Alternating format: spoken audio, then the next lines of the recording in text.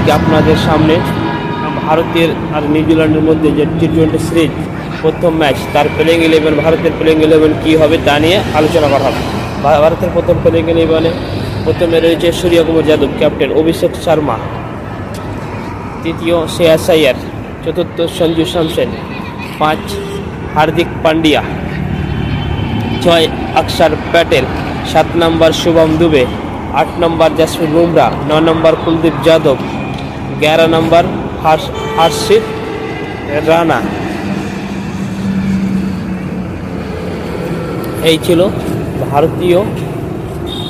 ভারতের 11 জন খেলোয়াড়, 11 জন ফাইনালিস্ট খেলোয়াড়।